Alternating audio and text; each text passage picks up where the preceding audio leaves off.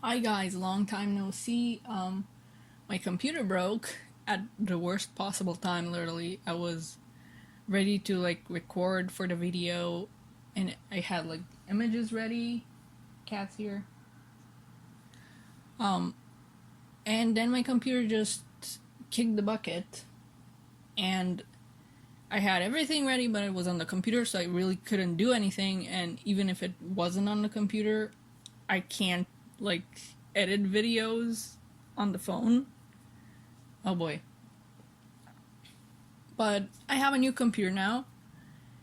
It hopefully means that video making will go smoother now because the old one was really, really old.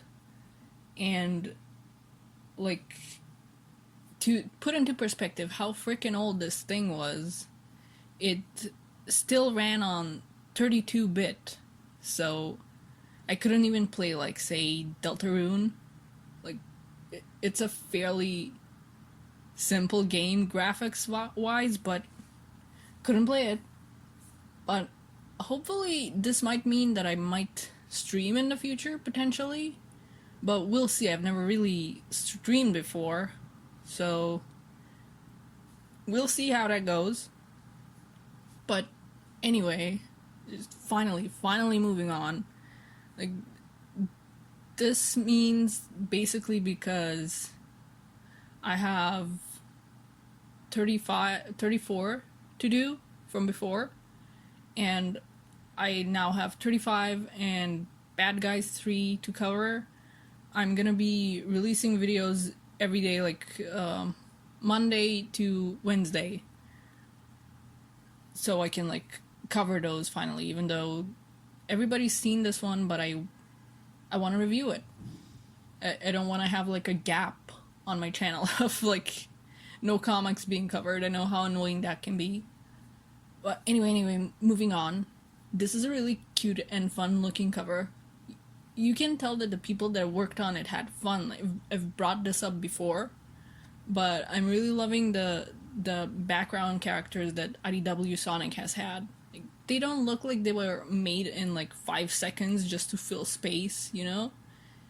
To the point that I have no idea if they're cameos of fan characters or not, or people's sonas or something, because that's the level of care put into them. I think these characters are literally just here to be the background characters for this cover, but they all look so fun and nicely designed. You even have a little walrus dude there that's not the typical Sonic walrus design. And my favorite bit on this whole cover is the one child that's just asleep on the side, and the guy gesturing to it "Come on, are you kidding me?" He's gonna lose. Cheese looks so cute here too. It's a very cute and colorful cover. I'm really loving it. Okay, first of all, way to immediately make me wish I was somewhere in a wintry cabin or a ski lodge with just this gorgeous environment. Second, here's more of what I was talking about with the background characters. We got that pair on the right side with the dog taking a cute picture of the cat. And I think the bunny down there that seems to be waiting on some company, because I mean, it's a 4-person table and they're all alone. This absolutely feral child that seems to be eating bacon in their cereal, my new favorite IDW character right here. He's just feral enough for me to like him immediately. And also a cameo from Flick from Animal Crossing, I'm pretty sure. I hope we get to see a CJ cameo down the line. That'd be nice. Man, now I'm just craving some sweets. Why does cartoon food always look so good? And I don't know if Amy is having tea or coffee here, but I love the little bit of environmental storytelling with how much sugar packets she's clearly poured into it. That's understandable. I pour a ton of sugar in my normally bitter beverages too. Rouge is here, which is hi? This is suspicious? Wasn't she getting kidnapped last issue? I mean, we didn't outright get an image of her getting carried off, but she seemed to be the one wrapped up in that one figure's arms, like all bundled up and stuff. I don't know. Shadow's here too after getting beat last issue. Like, is he also suspicious of things? Because, I mean, he was there. If the reader saw Rouge, he probably did too. He survived the fall from last issue by falling into, like, a lake or something. He doesn't get hypothermia because he's the ultimate life form, I guess. We get a look at that scrap of paper he got while falling too, which is basically like Clutch's business card. So we know that figure was either also sneaking around Clutch's business like basically everyone else's, or he directly worked with him. I'm really loving Shadow's expressions this issue. I mean, everyone's expressions are great, but I'm really loving these. Shadows ran across something like in Clutch's room, chamber, office place thing that's really ticked him off. It's a cage, so I'm gonna guess it's Chow related. That's Omega, I think. We last saw him leave the place with Rouge though, so maybe she came back and left him there later. He's just ahead, so he might as well be in stealth mode right now. It's the final match of the day, and that Chow that I'm hoping Shadow ends up adopting still has it out for Cheese. I don't think Cheese is even feeling the rivalry anymore at this point. They're just like, what's up with that dude? What did they got against me, judging from their expression? He's just really out for him. Like, look, they really, really have it out for Cheese. But Cheese keeps winning, and we know this is Clutch's Chow's. We have gotten a hint with the previous Shadow scene that something might be up in terms of Clutch and how he keeps his Chow. So honestly, maybe this one is just desperate. Maybe Clutch only treats his winning Chow nicely so they don't want to lose. Here, we got some more subtle hints, I think. Nothing outright yet, but we're definitely getting the vibe that something is off. That Chow is looking exhausted and he's just looming over them, not really giving any positive reinforcement or anything. And the Chow itself looks really just tired and unhappy with the situation. We're back in Clutch's creepy place and he's being quite rude this time around. You'd think he'd be nicer considering he thinks a trade might go down, but you know, he's kind of a jerk. Oh no, Cream looks so scared. Please be nice to her. She's already gone through so much with the Zombot and arc and having happened before this. Please be nice to her. We even get more hints that Clutch is probably awful towards Chow. Why else would he seem so delighted at a bond between a Chow and their person being destroyed? Like, come on. Clutch gets deservingly kicked in the face by Shadow, with a bit of that good old Omega snark on the side. The poses here are so good, especially with the lighting in like Clutch's lair setting such an eerie mood. Plus he deserved kicks, you know? He deserves more than just a kick to the face, but maybe some other time. Shadow saving the Chow, basically. This scene is one that I see people complain about yet again, about how Shadow's being Vegeta or whatever, and I just don't know what people want from Shadow anymore, because he seems fine this issue to me. Yeah, he told Rouge, I didn't do it for you, but, like, that's true. He didn't do it for her, he did it for the Chow that he found. He didn't have to lie and wait to kick Clutch in the face, but he did. And here he's basically dissing Clutch. The Chow have like 4 people to take care of them now, and Shadow's no longer needed here. He took out Clutch in a single hit, and he's after somebody else. That's his real challenge. He's basically saying Clutch is no longer worth his time in his own way. I don't know, maybe people just wanted some shipping hints and wanted him to be like, oh Rouge, I did this for you, I love you so much. Like, he didn't do it for her, he did it for the Chow. I don't know what you guys expect.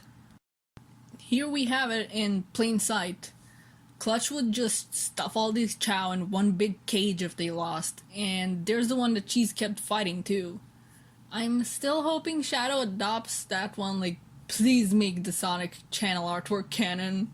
Like, that's his Chow, come on. Maybe that was the plan, but maybe Sega won't let them, I don't know. Jeez, Clutch even went overboard with this thing. Look at all the locks on that cage the Chow are in, like, are they that, like, strong? If there was just one or two locks, would they break out? Like, come on, they're babies. They're babies. Clutch is going overboard. Rouge is still suspicious, to the point that I have to wonder, like, I thought that, I mean, it's fairly obvious by now that the figure from last issue was Starline. I assume that things at this point, spoilers for Bad Guys, by the way, if you haven't read that yet, I thought that at this point him and his team had fallen apart, but now I wonder if at this point Starline is still scheming with the rest of the bad guys.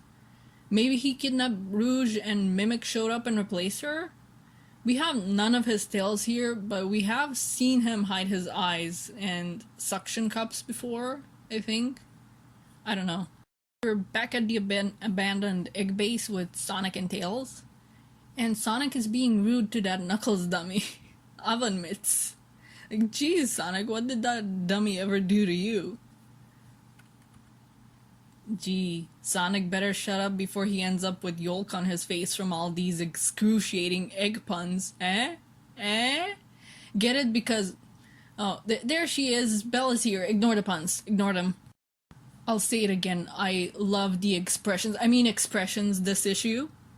There she is. And she kinda scares me right now. I'm not a fan of puppeteers and have a nagging fear someone else's... Okay, that's enough of that, but... yeah, I don't much like marionettes. And I think that what's poking at that phobia of mine is the nose, along with the way the mouth is drawn, kind of like an obvious puppety jaw piece in that second panel. Maybe the eyes not having pupils for the sake of expression there isn't helping, but like, I do like her design. I just have phobias, even if this is a drawing and not like a puppet that's right in front of me. Maybe I'll mellow out over time, because she does seem like a fun character. I'm just... puppets. Oh no, I might have a phobia to deal with, but I don't want Sonic punching her. Though it is kind of funny seeing him try to figure out what kind of goofy badnik name she'd have if she was a badnik. The poses flow really nicely here, and I'm glad she's avoiding other attacks from Sonic. I don't want her getting, like, punched or kicked by him. Don't pull on her tail, that's mean, and also makes her look scary to me. With the jaw piece again. Don't do that. Oh no, that's right. She's made of wood as far as we can tell, and Sonic can already slice through metal when he spin dashes. No wonder she was hiding. Sonic's basically a buzzsaw. He's probably pretty scary to her. Oop, there we go. Confirmation that she is indeed made out of wood and doesn't just look like it. Also, Tails' expression is really cute here. More cute Tails, please. This is how they're gonna get me past my phobia bullcrap. She almost called Mr. Tinker her dad. I mean, she's keeping it a secret, but I think it's pretty obvious Mr. Tinker is the one that made her. Her color scheme is pink, green, and orange, just like his. And her hair, like the bangs, look like his mustache. It's pretty sad knowing that her creator is Eggman, but she either doesn't know it or she's in denial. Speak of the devil, everyone got so distracted by Belle that they haven't noticed that Tails' hacking attempt failed, and now something of Eggman's is being sent their way, or maybe some kind of self-destruct got activated. Though it doesn't stay unnoticed for long, as alarms start blaring and, you know, everything goes red.